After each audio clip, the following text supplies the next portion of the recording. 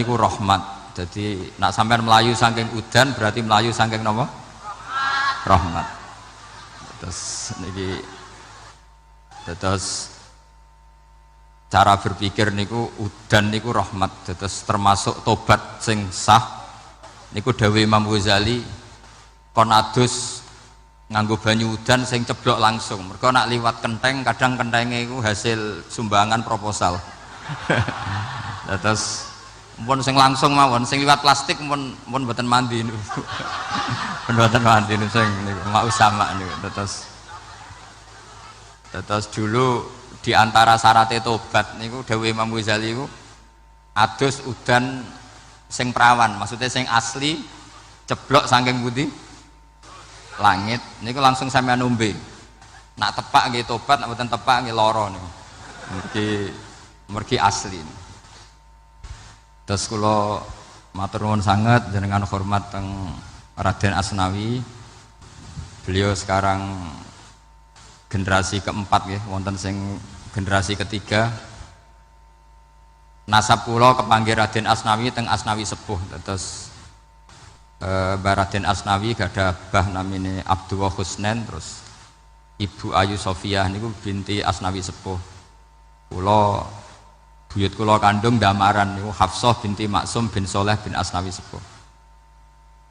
Kenapa saya cerita zuriyah gitu? Terus satu peradaban, ini bahasa Indonesia mohon ya, bahasane gaul.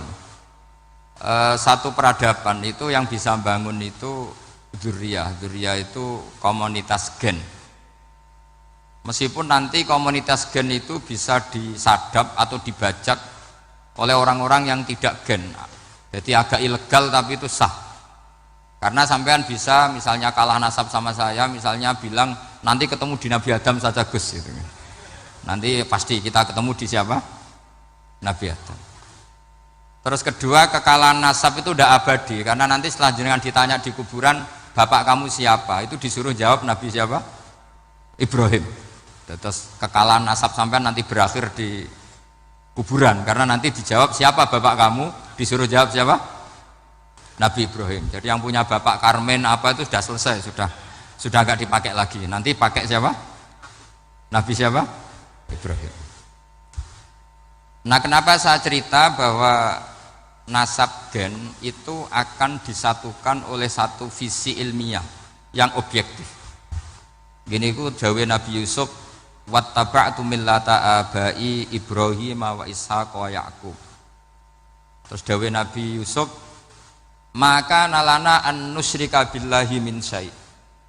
Jadi saya ngikuti leluhur saya. Ini dengerin ya. Saya ngikuti leluhur saya, yaitu Nabi Yakub bin Ishak bin Ibrahim. Leluhur saya itu siapa? Maka nalana an nusyrika billahi min syai', yaitu keluarga besar yang tidak pernah melakukan kemusyrikan. Ya, keluarga besar kami punya tradisi tidak pernah melakukan kemusyrikan, dan bahkan itu dibahasakan tidak mungkin kita ini melakukan kemusyrikan. Maka nalana itu kira-kira kalau bahasa Indonesia itu kita ini tidak mungkin melakukan kemusyrikan. Nah, kenapa demikian? Itu berangkat dari logika yang permanen, disebut yusabbitu Allahu alladzina amanu bil qouli tsabiti fil hayatid dunya wa fil akhir. Logika permanen itu begini. Nabi Adam, kemudian setelah Nabi Adam ini berakhir, kemudian kita mau tidak mau berpikir Nabi Adam itu siapa? Terus diterangkan ternyata Nabi Adam itu satu makhluk hidup yang mulanya dari tanah, lewat wahyu Allah, lewat titah Allah kun, kemudian jadi manusia yang bernama Adam.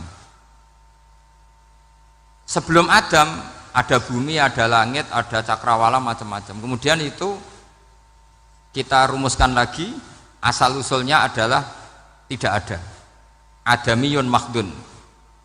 Akhirnya kita tahu bahwa alam raya ini diwujudkan setelah dari tidak ada. Di ada itu pasti penyebabnya adalah sesuatu yang ada.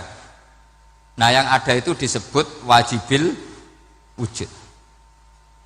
Karena wajibil wujud ini wujud sendiri, nggak ada saingannya, karena Allahu wala syai'amahu, Allah ada dan tidak ada pesaingnya. Maka kita ini berpikir nggak mungkin ada kekuatan manapun yang menyamai Allah, sehingga nggak ada Yesus mungkin menyamai Allah, nggak ada Fir'aun, nggak ada Lata, nggak ada Uzza. Makanya disebut maka nalana an nusyrika billahi min syai'. Kita ini tidak mungkin melakukan kemusyrikan. Sama tidak usah tanya saya, Gus, tapi orang menjadi musyrik itu kan mungkin. Jawabannya itu tetap nggak mungkin. Kemusyrikan itu satu teori yang nggak mungkin. Tapi kalau orang musyrik, kitab beliau, mungkin saya termasuk pernah cucu yang membawa kitab beliau banyak ke Korea. Saya itu beli pesolatan tuh bukan 1-2, tak bawa ke Sragen, ke Solo 3, termasuk tak bawa ke Korea. Jadi mungkin ya ini GR saya, dagang akhirat lah kira-kira gitu. Jadi kalau saya masuk neraka kita era pantas, bakul pesolatan kok masuk neraka gitu, kayak itu nggak pantas itu. Karena saya termasuk orang ya yang cara berpikir itu optimis. Dulu terus kemudian sejarah agak berpolemik, ada yang mengatakan beliau itu muridnya Syekh Nawawi, ada yang mengatakan tidak. Apapun itu yang saya yakini adalah beliau ya saling istifadah lah, saling bermanfaat bagi Syekh Nawawi Banten. Saya punya catatan sejarah banyak tentang Raden Asnawi karena guru-guru kita itu akan ketemu di Syekh Nawawi Banten. Yaitu kita tahu misalnya saya ngaji Mbah Mun ngaji Mbah Zubair misalnya ngaji Syekh Fakih Mas Kumambang, ngaji Mbah Mahfud, terus ngaji Said Abi Bakar Sato, terus ngaji Sayyid Zaini Dahlan. Kalau keluarga sini mungkin misalnya Gus Hafid, Mbah Niam, Mbah Zuhri, terus Raden Asnawi. Raden Asnawi kita tahu nikah dari istri mudanya Syekh Nawawi, yaitu Nyai Hamdana. Saya sering diceritani Mbah Mun, terus Nyai Hamdana punya anak yang namanya Zuhriyah dari Syekh Nawawi. Kemudian setelah dinikahi Raden Asnawi punya anak namanya Zuhri, Minan, Niam, terus sampai ke Gus Hafid itu, Hafid bin Niam. Kenapa saya cerita ini? Karena kealiman itu adalah sesuatu yang dibanggakan Allah. Imam Amudi itu ulama ahli matematika. Jadi ada ulama itu ahli matematika. Dia nggak pernah ngajarkan pesolatan, zakat, sholat, tapi dia ngajar matematika. Kemudian dari matematika itu beliau menjadi ahli tauhid. Sehingga nanti Mungkar Nakir itu nggak akan tanya dia marabbuka wa manabuka, karena dia punya rencana. Yang ngajar tauhid itu saya, kata. Jadi kalau dia akan marabbuka, pangeran kamu itu siapa? Malaikat malah dilawan. Kamu pernah ngajar tauhid? Saya ini guru tauhid. Singkat cerita, saking keramatnya Imam Amudi, kata Allah, ya Amudi, presentasikan ilmu tauhid yang lewat jalur matematika ke semua malaikat saya. Semua malaikat saya tahu cara berpikir matematis. Karena malaikat itu imannya itu iman mauhibah, karena dia malaikat ya iman karena tahu neraka, tahu surga, terus dia iman. Kalau kita enggak, kita iman tuh pakai logika, jadi lebih keren. Loh betul. Malaikat itu ketika bangga, ya Allah, apa ada orang yang imannya di atas kita? Jawabnya Allah ada. Siapa? Ya orang-orang kudus, kata Allah. Kira-kira gitu. Kenapa? Ya betul. Karena kamu iman saya itu wajar, kamu tahu saya, tapi mereka nggak tahu saya tapi iman. Kenapa bisa iman ya Allah? Karena mereka punya logika, punya akal. Akhirnya Imam Amudi disuruh sama Allah, presentasikan logika tauhid kamu lewat jalur matematika. Malaikat disuruh dengerin semua, Isma'u ya malaikati, ini mimpinya wali.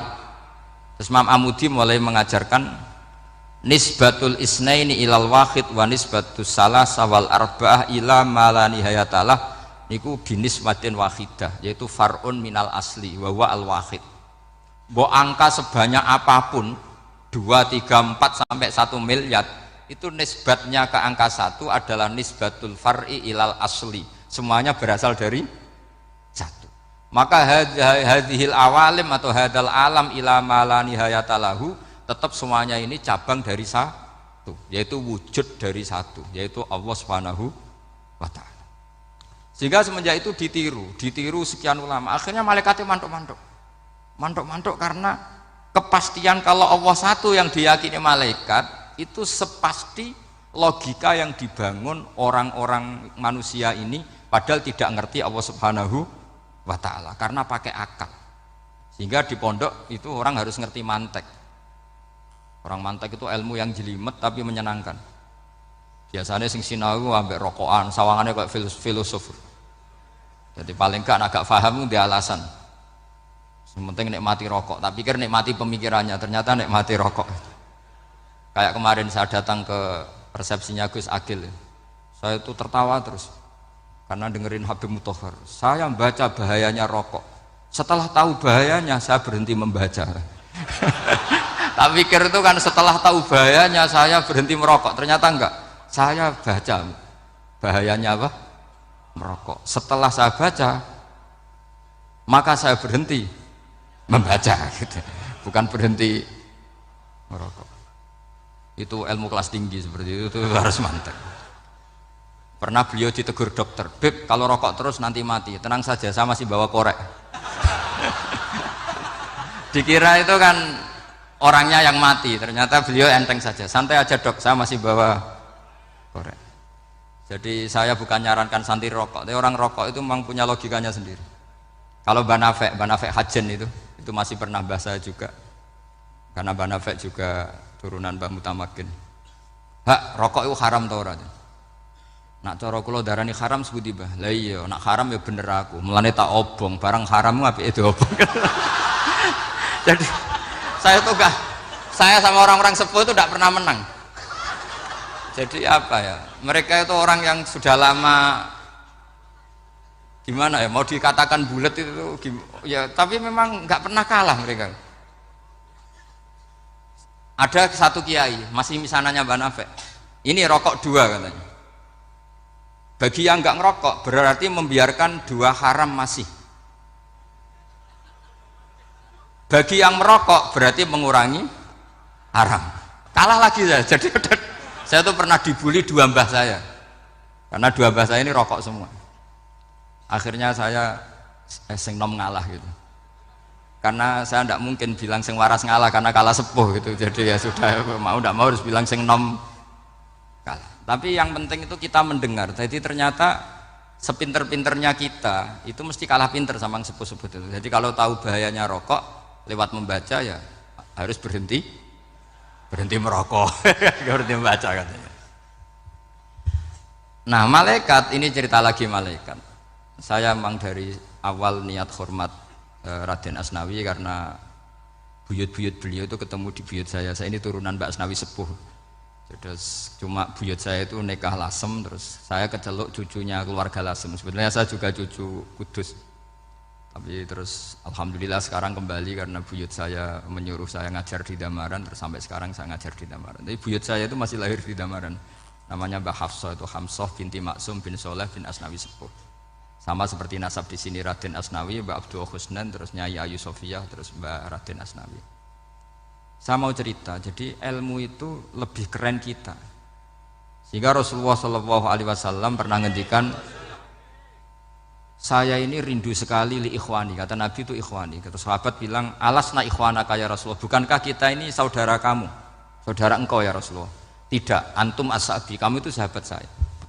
"Siapa teman-teman kamu itu ya Rasulullah?" "Yaitu kaumun yang tidak melihat saya kemudian iman kepada saya." Jadi mereka seperti kita semua di Kudus ini tidak melihat Rasulullah SAW, tapi iman sama Nabi. Dan ketika malaikat yubahi bikum malaikah, Allah bangga dengan malaikatnya, membanggakan kita. Sampai malaikat tuh sentimen, "Kok bisa ya Allah?" Ya karena tadi kamu iman sama saya wajar, karena kamu melihat surga, melihat neraka, melihat aras. Sementara orang Kudus coba ngelihat apa? Paling simpang 5, apa simpang 7 itu.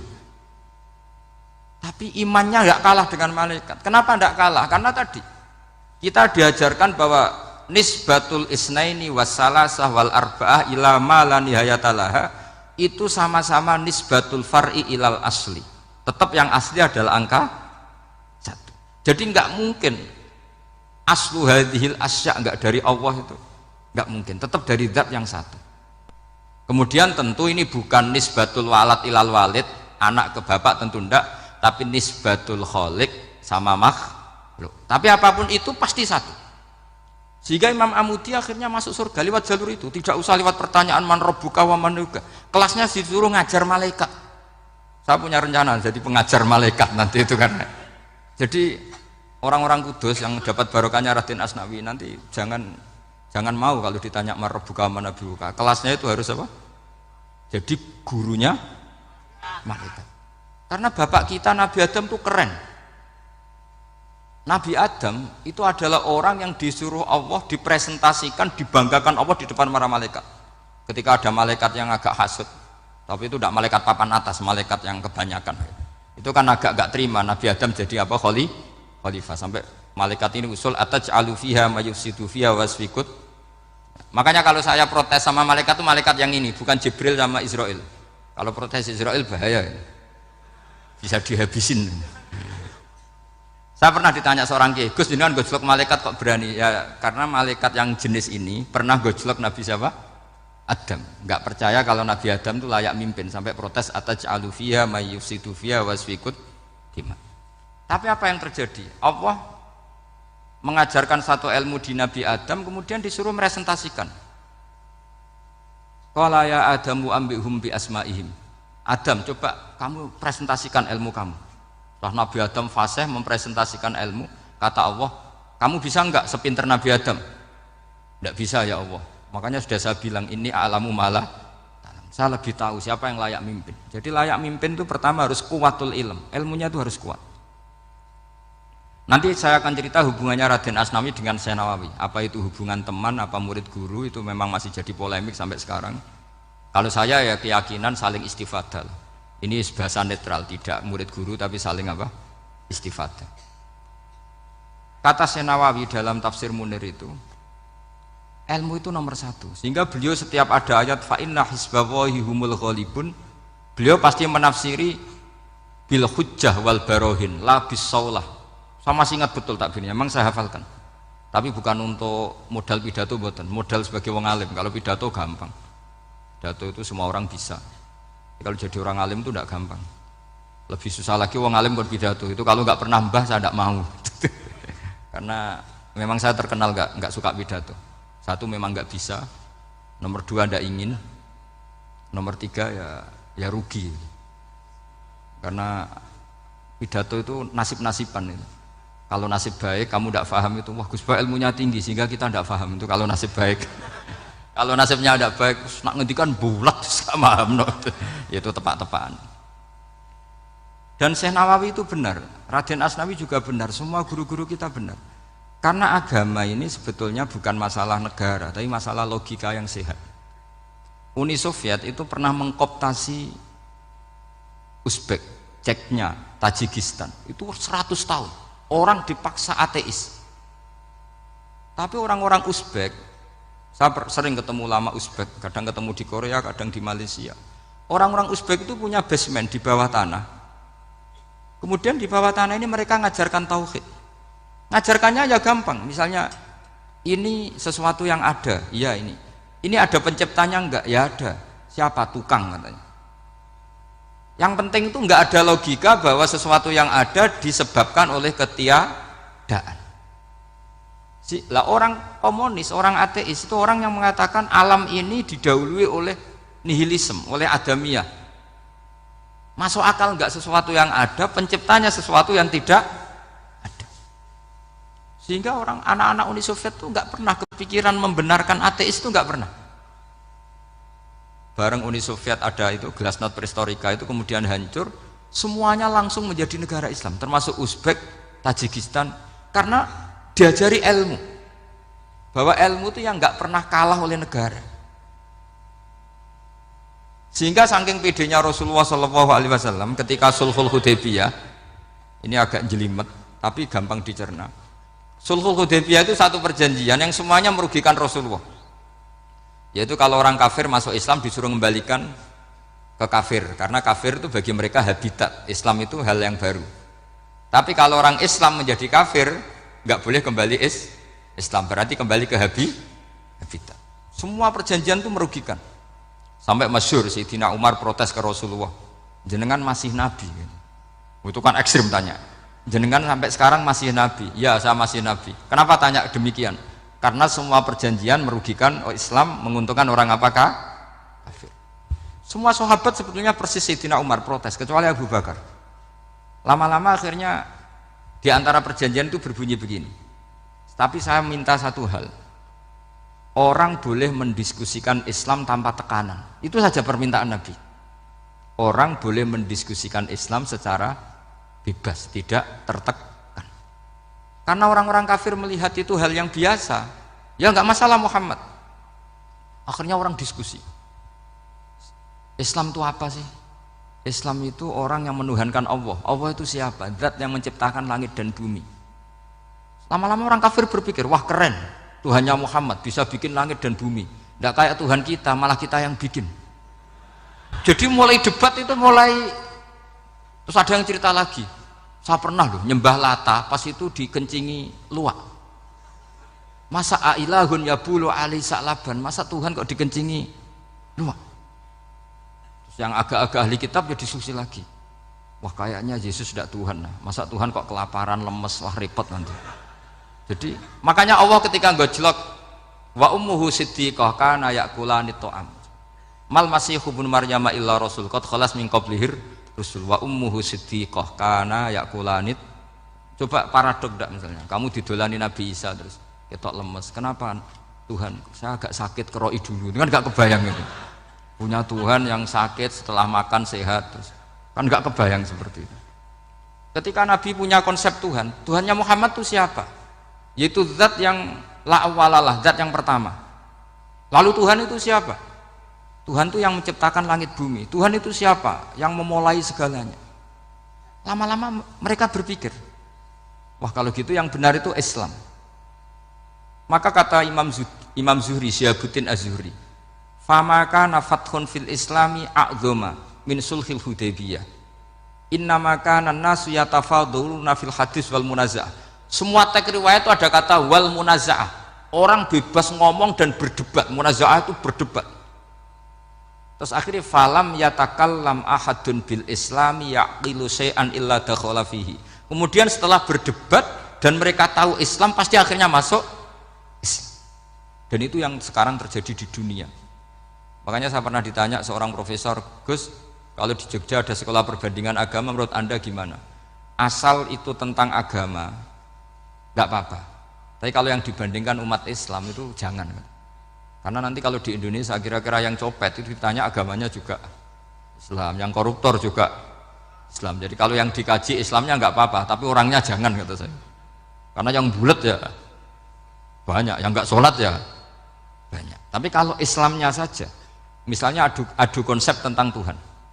Masyhur kita mungkin banyak yang melihat itu debatnya Stanley Fischer sama Ahmad Didat itu.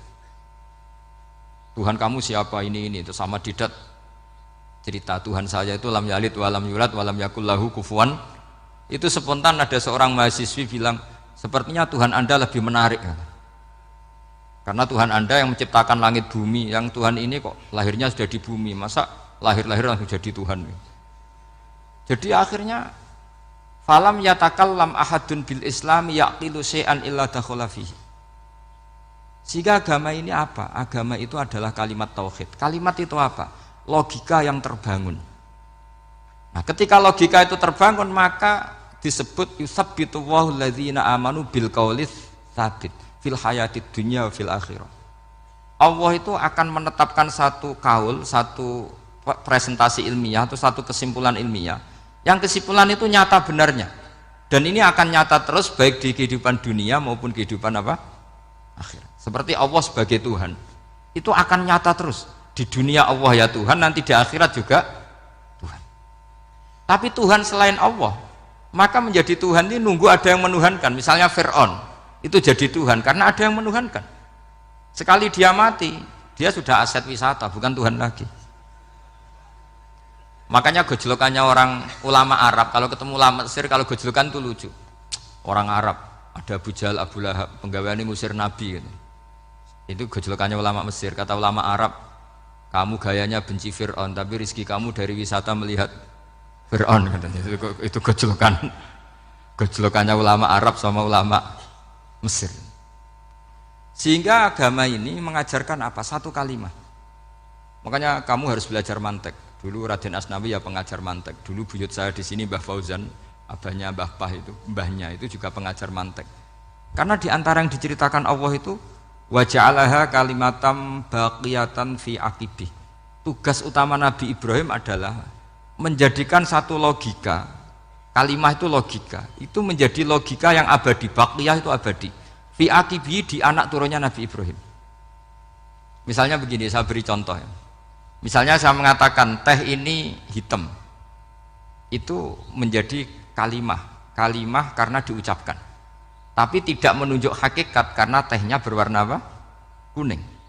Sehingga Quran kalau menyalahkan orang kafir itu ngendikane kaburas kalimatan takhruju min afwahihim. Omongannya orang kafir itu menjadi kalimat karena diucapkan dari mulutnya. Kenapa menjadi kalimat? Karena diucapkan tapi tidak menunjuk hakikat. Seperti orang mengatakan 2 ditambah 2 itu 10, itu kalimat, tapi kalimat yang salah karena tidak menunjuk hakikat. Seperti orang kafir mengatakan Tuhan itu 3, itu kalimat karena diucapkan tapi tidak menunjuk hakikat. Tapi ketika seseorang mengatakan Allah itu Tuhan, Tuhan itu satu, itu disebut kalimatu haqqin 'alaiha nahya wa 'alaiha namut. Temen iki tahlilane wa 'alaiha napa wa biha? Wa 'alaiha napa wa biha? Waliha ya, ada yang tahlilan wabiyah, itu nggak tahu sanatnya dari mana, pokoknya ada yang waliha, ada yang biha. Kenapa dikatakan kalimat tauhid? Karena kalimat yang dari kesimpulan berpikir. Dan agama ini dibawa Nabi Ibrahim itu untuk membawa kalimat tauhid. Ciri utama kalimat tadi, kamu yakin seyakin-yakinnya bahwa nisbatul snaini wassalasah wal arba'ah ila ma la nihayatalaha itu kanisbatisnain ilal wahid, yaitu semuanya far'un minal asli, aslinya adalah wahid. Sehingga di kitab, saya pernah ngaji Mbah Mun, namanya kitab Al-Husunul Hamidiyah, itu dikarang oleh ulama-ulama sekarang, itu diajarkan di MGS, ini mbah-mbahnya Gus Akil pendirinya madrasah MGS, itu ada gambarnya di situ. Di situ ada gambar piramida, ada gambar hewan, ada gambar pohon. Kata yang ngarang, gambar sedetail ini, sejelimet ini dimulai dari nuktah wahidah, tetap dimulai dari satu titik, dan ini disebut nuktatil wujud.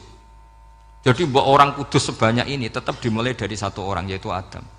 Adam dimulai dari ketiadaan. Lalu siapa al-mujid? Pewujudnya siapa? Hanya Allah Subhanahu wa ta'ala. Sehingga ulama-ulama termasuk Syekh Nawawi itu paling suka ngendikan semua makna Quran dikumpulkan di Fatihah, Fatihah dikumpulkan di Bismillah, Bismillah dikumpulkan di ba, karena di ba itu ada titik nukdotil wujud, yaitu disingkat bi kana makana wa bi yakunu ma yakun. Karena saya, kata Allah, semuanya akan ada, dan karena saya yang enggak ada, semuanya suatu saat ada. Disebut nukdotil wujud. Nah, kita meyakini kalau Allah satu itu seyakin-yakinnya, karena enggak mungkin angka enggak dimulai dari angka satu. Begitu juga gambar seapapun julumete. Misalnya sampean gambar zaman saya kecil, gambar paling favorit itu apa? Kambing bertarung. Itu gambarnya kan susah, daripada gambar kambing bertarung susah terus dibikin kotak saja, tembok. Kalau tanya gurunya, gambarnya mana? Di belakang tembok, Bu. Ini itu dulu saya diwarai anak-anak nakal ya. Jadi semua satu gambar itu disuruh gambar harimau, yang satu disuruh gambar kambing bentrok, yang satu disuruh gambar matahari, semuanya kotak semua. Ini itu, Bu, gambarnya di belakang apa? Tembok, maka nggak kelihatan kata. Jadi gurunya kalah cerdas. Dan guru itu sebenarnya nggak pernah menang, karena murid itu lebih pinter. Itu teman saya dulu kalau ngaji itu, kalau tes itu ngerpek baca, gurunya marah, kamu tes kok baca? Enggak ngerpek, Bu, ini belajar di kelas. Katanya belajar kapan saja di mana saja. Aco. Jadi apa ya, orang itu kadang yang salah itu lebih masuk akal kadang-kadang ini. Saya teruskan ya supaya ini dapat barokahnya Raden apa? Asnawi. Saya mohon sekali ya, kalimatul haqqin itu harus kamu jaga. Caranya jaga ya tadi. Kalau kamu tidak bisa ilmu mantek, misalnya al-alam mutaghayyir wa kullu mutaghayyir hadis la budda min muhdits, itu kan jelimetan. Pakai saja teori umum bahwa gambar apapun jelimetnya itu dimulai dari satu titik. Karena nggak bisa, nggak dimulai dari satu titik, nggak bisa. Maka alam apapun jumlahnya nggak terhingga tetap dimulai dari al-wahidul qahar, yaitu satu titik. Yaitu dalam konteks tauhid tentu itu Allah Subhanahu wa ta'ala. Sehingga Nabi Ibrahim itu orang paling sukses bikin waja'alaha kalimatam baqiyatan fi aqibi. Terus Nabi Muhammad begitu, sahabat begitu, sampai kita sekarang diajari ilmu mantek. Ilmu mantek itu logika yang enggak terbantahkan. Karena mau tidak mau. Kata Imam Syafi'i, fa innal uqula muttarratun ila qabulil haq, karena akal akan dipaksa menerima kebenaran. Dan itu yang terjadi di Uni Soviet. Dikooptasi 100 tahun untuk berfaham ateis, dilawan oleh ilmu, tetap menanamkan ilmu tauhid, ilmu mantek. Ketika Uni Soviet secara politik runtuh, semuanya menjadi muslim, termasuk negara-negara yang dulu dikooptasi. Maka kamu tidak usah kecil hati di Indonesia, apapun rusaknya negara ini, asal kita cara bertauhid benar, insya Allah tetap meninggal husnul khotimah. Karena sudah janjinya Allah, yusabbitu walladzina amanu bil qaulits tsabit. Sing jelas itu nomor satu itu al qaulits tsabit. Memang itu logika yang masuk akal. Jadi jangan kira semua orang ditanya marabbuka, enggak. Banyak ulama yang enggak ditanya. Masyhur itu dalam cerita keramat-keramat. Ada guru tauhid ngajarin tauhid. Setelah ditanya mungkar nakir, Imam Malik datang. Kamu nanya ini, man rabbuka man nabiyuka, kamu tahu ini guru Umul Barohin yang tukang ngaji tauhid. Guru tauhid kok ditanya apa? Tauhid.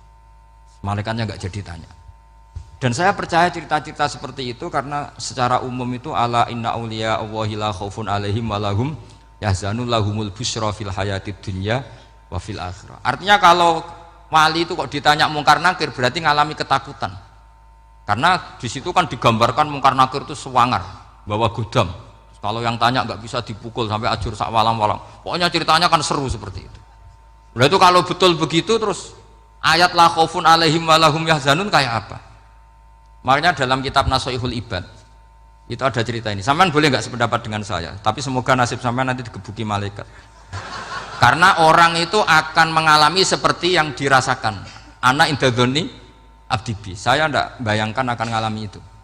Makanya saya ini ngajar tauhid terus. Paling tidak kalau ditanya marabbuka man nabiyuka, sampean tahu profesi saya. Saya ini pengajar tauhid. Dan biji saya 9. Dulu saya di MGS kalau ada teman bijinya tauhid kok 4, terus gak ahli swarga, tauhidnya jeblok. Jadi kalau bijinya 4 terus gak ahli swarga, tauhidnya apa? Jeblok. Tapi yang bijinya 9, ahli swarga, tauhidnya itu. Saya dulu bijinya 9. Terus 9 terus sampai tamat. Karena nggak ada biji 10.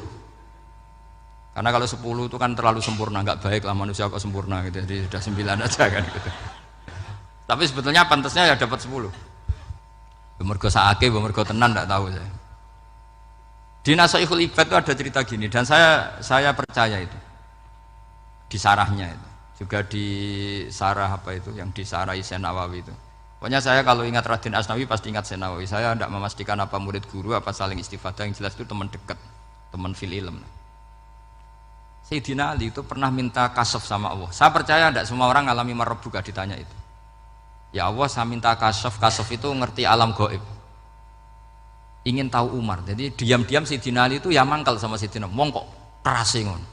Angger wong kok tahu disentak. Jajal wani nyentak malaikat ora itu kata Sayyidina. Jadi dia minta kasaf karena kenangannya dia melihat Umar itu semua orang pernah disentak sama Sayyidina Umar itu. Maka Sayyidina Ali minta kasaf. Ya Allah, saya ingin melihat Umar menghadapi mungkar nakir. Masih garangkah apa enggak? Itu dah itu minta kasaf. Pas kasaf beliau bangun dari kubur, duduk, dilihat sama Sayyidina Ali ini ngalami kasaf. Sama ndak usah tanya, ndak wali kok tanya, ya sudah pokoknya percaya aja. Akhirnya malaikat mungkar nakir datang. Itu di situ digambarkan matanya itu kalkidril mughalla, kayak apa itu panci yang dibakar. Wah, wow, seru. Seneng Sayyidina Ali. Baru ini kamu akan takut gitu. Tapi ternyata enggak. Umar bangkit disewentak orang tua itu. Kamu tahu menghadapi siapa? Yang sopan. Oh, ada sontak. Kok kaget malaikatnya itu karena nggak pernah ngalami disentak. Mungkin itu pertama. Kok kaget. Memangnya kamu siapa? Saya ini teman kekasih Tuhanmu. Saya yang diandalkan temannya sebetulnya bukan dia. Ana sohibu habibillah. Saya ini temannya kekasihnya Allah. Jadi dia ngandalkan temannya sebetulnya bukan ngandalkan dirinya. Oh kamu temannya Nabi Muhammad? Iya saya Umar temannya Nabi Muhammad. Kamu harus hormat sama temannya kekasih Allah. Wah terus mulai itu. Akhirnya matur Allah, ya Allah, apakah prosedur seperti ini bisa dinego? Terus sama Allah, oh iya katanya, kamu kalau menghadapi kekasih saya ya jangan seperti itu katanya. Semenjak itu beliau sopan santun, dua mungkar nakir katanya. Jadi ini berita gembira. Jadi sebetulnya itu enggak. Tapi kita ini kan nggak punya nyali nyentak mungkar nakir. Semoga dengan gelar kita doktor tafsir, doktor tauhid gitu, atau paling enggak guru kutsiyah tauhid gitu. Atau siswa terbaik dalam materi tauhid. Itu harus kamu bawa status. Jadi sehingga nanti ini saya ranking 1 tauhid, masa masih ditanya marbuka waman nabiyuka. Dan itu menurut saya sah. Sampean enggak usah protes takbirin iki, susah usah takbiran. Pokoknya takbirnya adalah wali-wali itu la khaufun alaihim walahum ya, mereka tidak akan mengalami ketakutan baik kehidupan dunia maupun kehidupan akhirat. Bahkan para malaikat itu mengatakan ke wali-wali nahnu awliyaukum fil hayatid dunya wa fil akhirah. Kita ini teman kamu, saudara kamu, mitra kamu. Masa mitra kok nutui, itu kan nggak fair. Dan menurut saya paling efektif itu apa? Kamu harus punya rumus tauhid kayak Imam Amudi menemukan Tuhan. Imam Amudi itu menemukan Allah itu lewat ilmu matematika. Dan itu Allah saking senengnya disuruh ngajari para malaikat. Wa ya malaikati isma'u. Kamu harus mendengar, ini orang alim saya yang ahli matematika. Tapi justru itu ngerti bahwa asal usul alam itu minal wahidil qahar. Dari zat yang satu. Akhirnya Imam Amudi mulai ngajar tuh. Nisbatus naini wassalah sawal arba'ah ila mana nihayatalaha iku kabeh iku far'ul wahid. Akhirnya malaikat mandok-mandok. Nah, iman seperti itu akan setingkat keyakinannya dan keakurasiannya sama dengan imannya para malaikat. Makanya Nabi ngendikan tu baliman amanabi walam yaroni. Sebagian riwayat disebut sab amarot. Nabi ngendikan sampai 7 kali.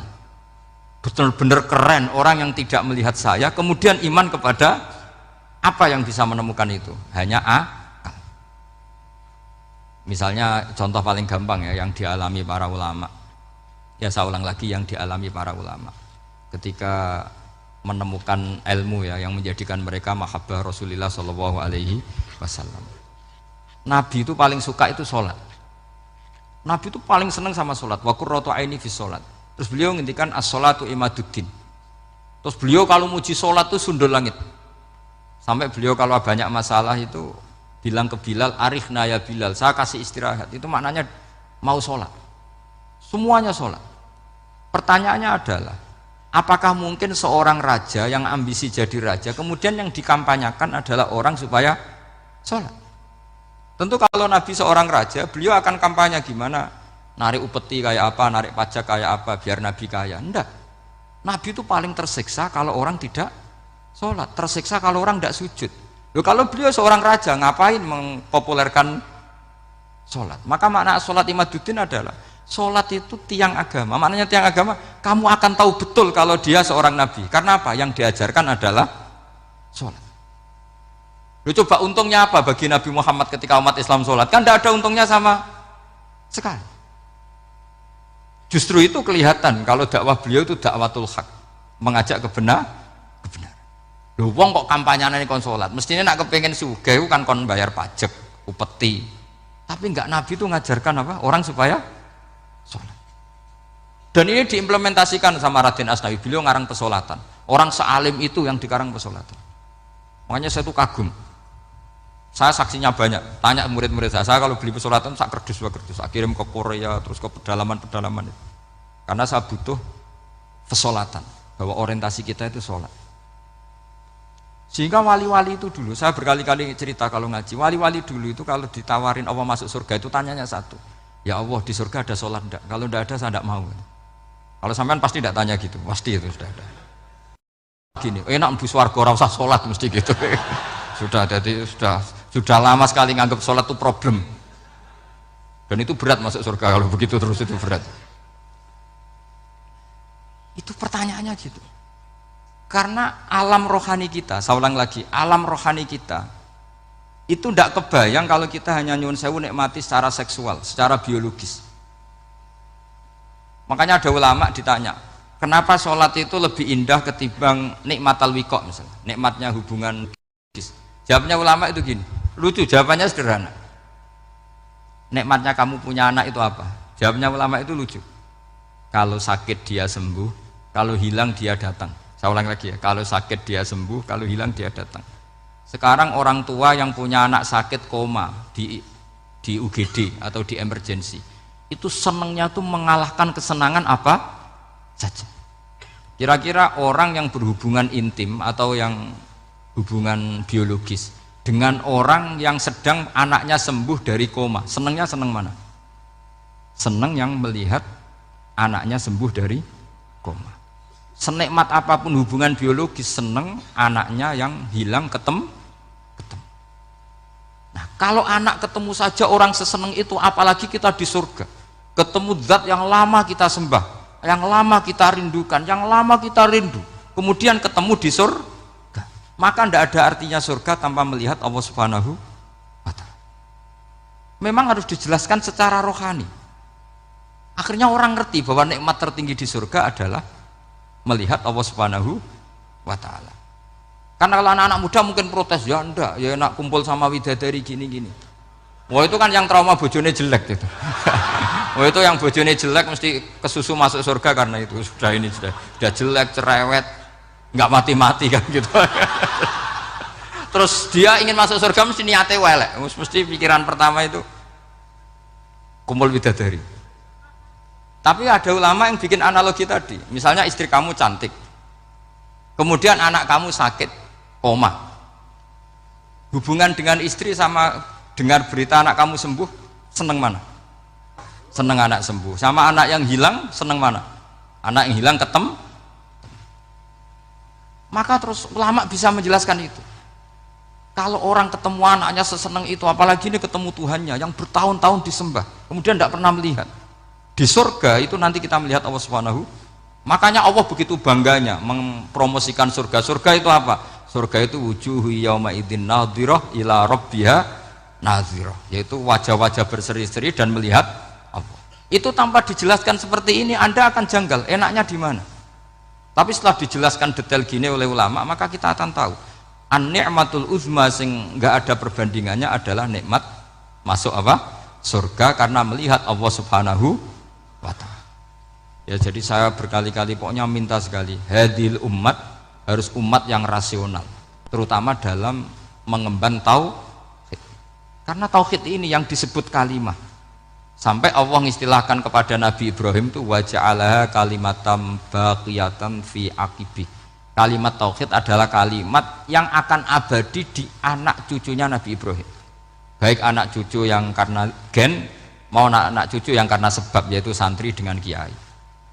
Dan itu caranya gimana? Umat Islam jangan berhenti belajar mantek. Makanya di MGS, di Qudsiyah, di TBS semua pondok pasti ngajarkan mantek, di Bendan, ilmu logika. Itu tadi, kalau kamu tidak bisa menemukan tauhid dengan cara tadi, dengan cara al-alam mutaghayyir wa kullu mutaghayyir hadis la budda min bukhtis, paling tidak pakai ilmu yang dilakukan Rasulullah SAW. Yaitu masyhur itu, saya sering cerita di mana-mana. Ada orang namanya Jubair bin Mut'im, Muhammad bin Jubair bin Mut'im. Itu dulu dia kafir. Dia orang pinter sampai dipasrai jadi negosiator untuk mengurus tawanan perang Badar yang ditawan Rasulullah SAW. Ketika datang di Medina, delalah pas maghrib, Nabi baca wattur wa kitabim mastur.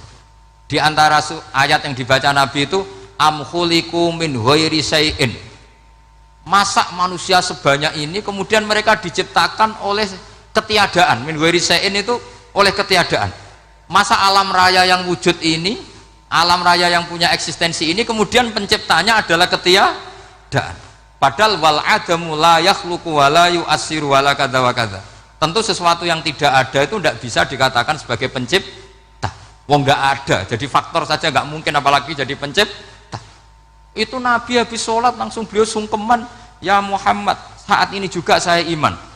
Karena logika yang dibangun ayat yang kamu baca itu menghabiskan semua logika saya.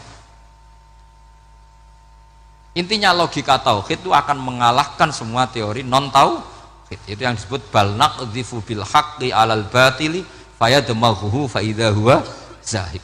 Kebenaran tauhid itu akan menghancurkan kekuatan apa saja. Fayadmaghuhu itu di tafsir Tobari disebut dorbatan tasujud dimah, satu pukulan sing sampai menjadikan otak itu hancur. Lainnya disebut damagho, dimah itu maknanya otak. Maka kamu jangan khawatir kalau Islam didiskusikan di Uni Soviet, didiskusikan di Kanada, didiskusikan di Korea, pasti kalimat tauhid akan mengalahkan kalimatul batil. Pasti ja'al haqqu wa zahaqal batil, innal batila kana zahuq. Tapi syaratnya kita harus kuat. Makanya saya ini senang sekali yang namanya ngaji itu, saya senang. Karena saya tadi bercita-cita ingin jadi dosen setelah mati. Karena di dunia sudah tidak jadi apa? Dosen. Saya ingin seperti Imam Amudi. Pertama ketemu Allah, beliau disuruh ngajar malaikat tentang ilmu apa? Matematika yang mengarah ke tauhid. Jadi diajarkan. Kamu tahu angka 2, angka 3, angka 4, semuanya bersumber dari angka 1. Berarti semuanya berawal dari 1. Nggak tahu setelah itu malaikatnya dites lagi apa enggak tahu. Pokoknya pas itu malaikat ya paham semua. Oke. Kayak apa hebatnya umat Rasulullah Shallallahu Alaihi Wasallam? Karena akalnya kuat. Sehingga kita harus kuat. Sehingga kalimat yang benar disebut kalimatu haqqin alaiha nahya wa alaiha. Nah, kalimat yang salah disebut kaburat kalimatan takhruju min afwahim. Kalimat menjadi kalimat karena diucapkan, tapi tidak menunjuk hakikat. Kayak ini misalnya, ini tutup, ini putih, terus saya katakan hitam, berarti saya mengatakan ini hitam sebagai kata-kata karena diucapkan, tapi tidak pernah menjadi hakikat karena hakikatnya ini putih. Itu hebatnya Quran. Makanya Quran kalau gojlek orang kafir itu, gojlek orang kafir itu sebut apa? Kaburas kalimatan takhruju min afwahim. Tapi untuk kalimat tauhid dikatakan apa? Yusabbitu wal ladzina amanu bil qaulif tsabit fil hayatid dunya wa fil akhirah. Sebagian disebutkan wa ja'alaha kalimatam baqiyah. Kenapa kalimat tauhid itu kalimat yang abadi? Karena Allah sebagai Tuhan di dunia juga sebagai Tuhan di akhirat, dan selalu Tuhan pada masa yang tidak terbatas. Itu disebut wa ja'alaha kalimatam baqiyah. Kemudian umatnya Nabi mengganti kalimat yang gampang. Allah punya sifat baqo, punya sifat akhir. Maksudnya akhir itu la akhirolah. Terus semuanya. Yang paham ya alhamdulillah, yang enggak paham dikon ngapal wujud kidam baqo mukhalafatul khawadisi qiyamuhu binafsi wahdaniyat kudrat irada. Wis paham. Lah kok sing rada alim terus roh bedane iki sifat ma'ani iki maknawiyah. Cara Mu'tazilah ngene, cara ahli sunnah ngene. Wah itu sudah kejlimeten bocah. Sementing pokoknya wujud hitam. Nah, kenapa yang pertama yang disebut wujud? Karena yang membedakan kita dengan faham ateisme itu ya sifat wujud. Yaitu mereka mengatakan alam raya ini dimulai dari ketiadaan. Wah itu akal mana saja itu nggak bisa nerima, masa ketiadaan menciptakan sesuatu yang ada. Maka kata Ibnu Hajar al-Asqalani ketika mentafsirkan mensarai hadis, salasun mangkunna fihi wajata halawatal iman. 3 hal ini kalau kamu faham maka menemukan manisnya iman. Manis itu enak. Terus kata Ibnu Hajar al-Asqalani, masih ingat betul dalam sarahnya Fathul Bari, wa yusamma inda ahlil aql, misalnya al-iltizat al-aqli. Agama ini mengajarkan kenyamanan cara berpikir. Coba kalau sampean seorang doktor atau seorang profesor atau seorang pinter, kemudian kamu dipaksa mengimani bahwa alam ini diciptakan oleh ketiadaan, itu bisa tidur gak? Oh tidak bisa tidur. Sampean misalnya orang pinter dididik di kampus atau dididik di pondok, alam ini yang wujud, yang menciptakan itu sesuatu yang tidak wujud, kamu bisa tidur gak kira-kira? Ini guru apa? Ini sarap ini. Mosok hadil maujudat khalaqahal adam, sesuatu yang wujud diciptakan ketiadaan. Tapi agama ini membawa sesuatu yang menyenangkan untuk akal, yaitu hadhil maujudat khalaqaha wajibul wujud. Maujudat yang wujud ini diciptakan super maujud, yaitu oleh bahasa pondok disebut wajibul wujud. Kan terus seneng, wajar dong kalau sesuatu yang ada diciptakan oleh yang ada. Nah tentu ada pencipta, terus ada super, disebut wajibul wujud. Kan terus enak. Nah itu kata Ibnu Hajar al-Asqalani disebut wajada halawatal iman. Sehingga kita tidak usah khawatir. Makanya saya itu termasuk orang yang nggak khawatir. Apapun rusaknya dunia ini, kacaunya dunia ini, akan kalah dengan kalimatut tauhid. Karena kalimat ini ketemu apa saja pasti menghancurkan, yaitu disebut bal naqdhifu bil haqqi 'alal batil fayadmaghuhu fa idza huwa zahid. Kalimat hak ini akan menabrak apa saja. Dan yang ditabrak pasti hancur. Makanya sampai tidak usah khawatir misalnya ada negara ateis di Cina, di Korea. Kita yakin asal yang diteliti itu agama Islam pasti menang. Nah, yang susah kalau yang diteliti orang Islam, itu susah. Karena yang copet kadang-kadang ya umat. Apalagi di negara yang mayoritas muslim, nanti copetnya, premannya, koruptornya semuanya beragama Islam. Makanya kita hanya punya pilihan dua itu, umat Islam dan Islam yang kumat itu dok. Kalau tidak umat Islam ya Islam yang kumat. Tapi kalau kalimat tauhid itu kalimat yang aman, tak jamin. Tak jamin 100%. Sehingga saya itu kalau ditanya Profesor Pak Bahak, kalau suatu saat Indonesia jadi negara yang sangat terbuka, kemudian ada sekolah perbandingan agama, menurut Anda prospek Islam gimana? Saya jawab, asal yang dikaji Islamnya bukan orangnya, pasti Islam tetap prospek. Asal yang dikaji apa? Islamnya, bukan orangnya. Kalau orangnya ya Masya Allah. Ya itu tadi, kalau tidak umat Islam ya Islam yang umat. Ya ngoten mawon supaya niki mungkin untuk barokah napa Raden Asnawi, untuk barokah ngaji kalimat tauhid. Terus sampean kudanan niki kula mboten sakake, tak anggap untuk rahmat ngoten mawon nggih. Terus karena tadi di antara syaratnya tobat kata Imam Ghazali itu pernah kena air hujan langsung turun dari langit. Ya itu jelas itu di Ikhya itu, karena ahalul halal adalah alma an-nazil minas sama. Halalnya barang paling halal adalah air yang pertama turun dari langit. Tapi kalau yang sudah lewat pecine sampean tuh masalah itu. Kadang pecinya kan mek temane gasap macam-macam itu. Atau beli lewat nyentak orang tua. Ya masalah lah itu. Tapi ya lebih baik yang pakai peci timbang yang enggak, lebih sopan gitu kan. Tapi yang enggak pakai peci ya enggak apa-apa karena langsung kena apa? Kena apa? Hujan. Jadi pokoknya yang ingat-ingat ya, yusabbitu Allahu alladziina aamanu bil qawli tsabit.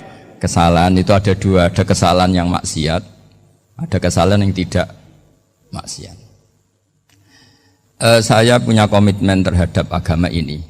Baik tadi yang dikatakan Pak Rektor, ada unsur ulama, ada unsur habaib, ada unsur pengusaha, ada unsur birokrat. Di antara kenangan-kenangan saya dari Syekhina guru kita bersama Kiai Haji Maimun Zubair, beliau itu sering dawuh, sering ngendikan, dan itu saya sampaikan juga ketika 7 hari wafatnya Agus Robah, cucu Mbah Maimun, putra Agus Robah.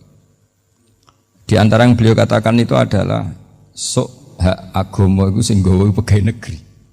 Itu berkali-kali beliau ngendikan gitu. Ya saya agak bantah. Lah kalau santri bah, ya santri karuan mesti gawe agama, tapi sok ben sing gawe pegawai negeri.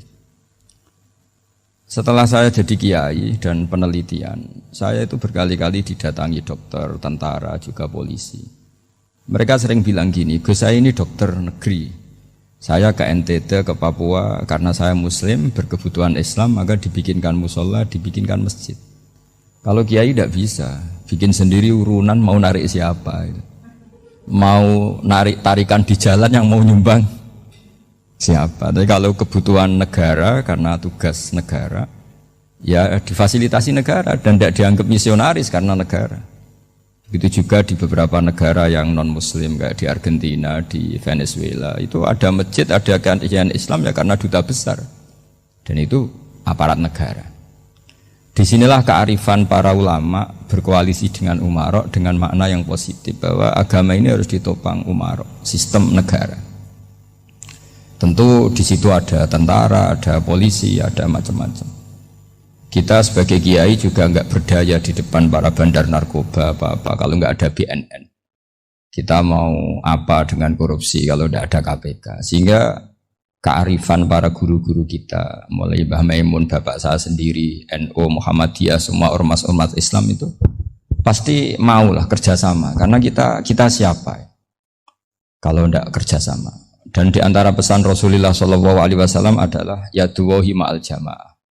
Jadi apa ya, kebersamaan itu sudah berkah. Fa inna yadawahi ma'al jamaah. Jadi berkah.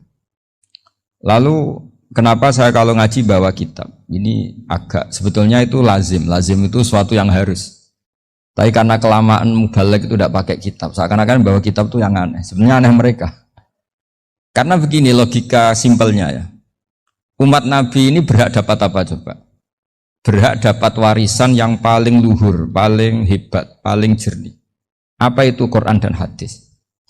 Pertanyaannya, siapa yang paling punya hak otoritatif untuk menerangkan Quran hadis? Ulama. Ulama yang mana? Ya yang kapabel, yang sudah diakui dunia kayak Imam Ghazali, Imam Bukhari, Imam Syafi'i. Artinya kalau kita tidak pakai materi itu ulama mendapat pikiran kita, bukan mendapat pikiran mereka.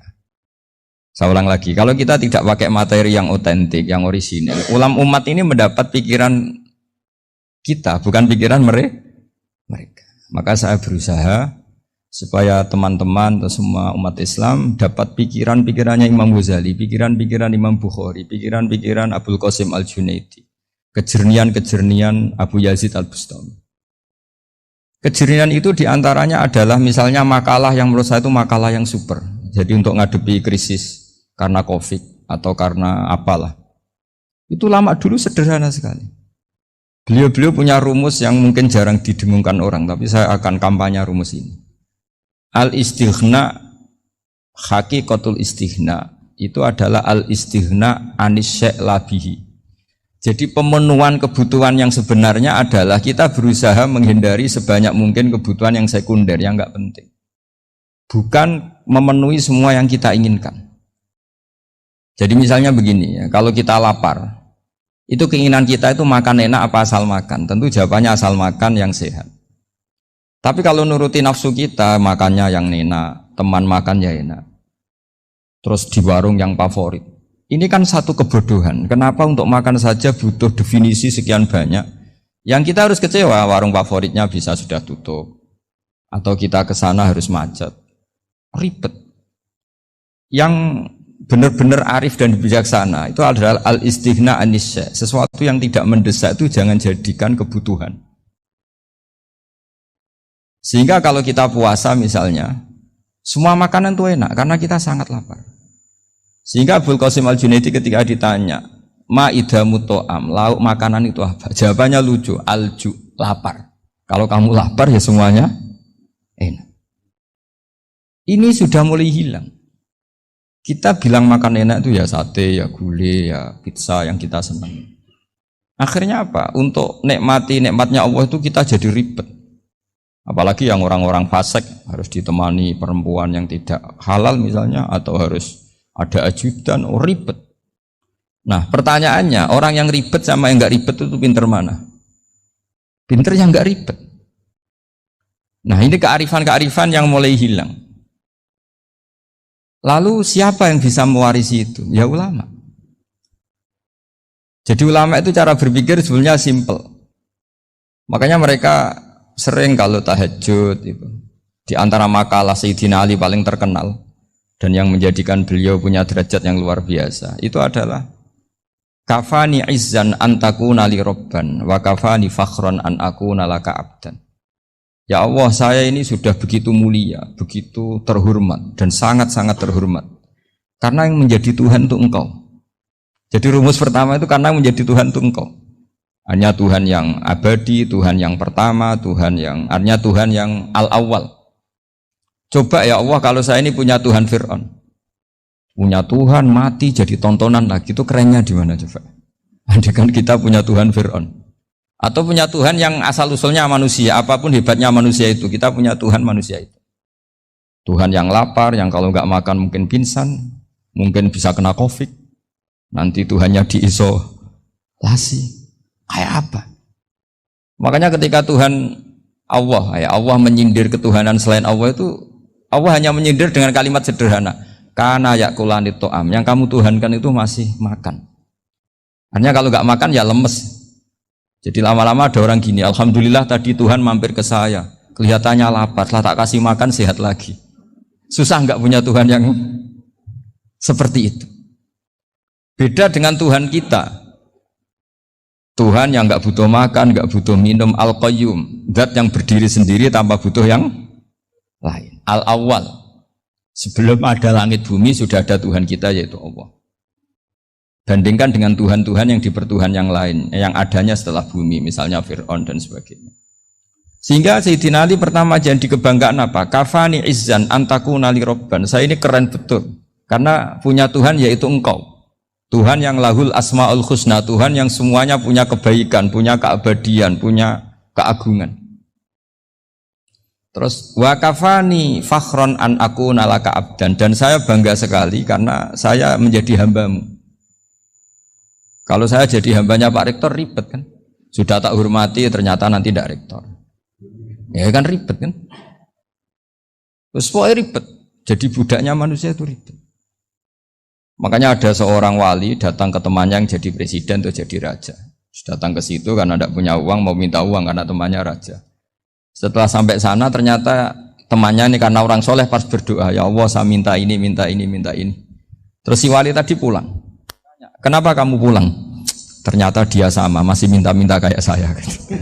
Jadi sederhana deh. Sama-sama minta kamu, minta zat yang kamu mintain katanya. Jadi dulu itu orang itu sebegitu dekat dengan Allah. Sehingga si raja ini terus ketemu wali tadi tanya, kenapa kamu menyepelekan saya padahal sekarang saya raja. Terus ditanya sama wali tadi, karena temannya, kalau kamu di padang pasir tidak bisa minum dan harus minum 1 gelas, dengan ongkos kamu harus mengasihkan semua kerajaan kamu demi minuman itu. Pilih mana, minuman apa tetap jadi raja? Ya saya milih bisa minum. Saya tidak raja tetap hidup, tapi kalau nggak minum mati. Bagaimana Anda bangga dengan satu kerajaan sing la yusawi kak samain, yang tidak sama dengan segelas air. Jadi artinya terus mereka melihat jadi raja itu ya biasa, jadi presiden biasa, jadi rektor biasa. Karena mereka biasa berlogika hakikatul izzah itu ya taqarrub ila Allah, yang benar.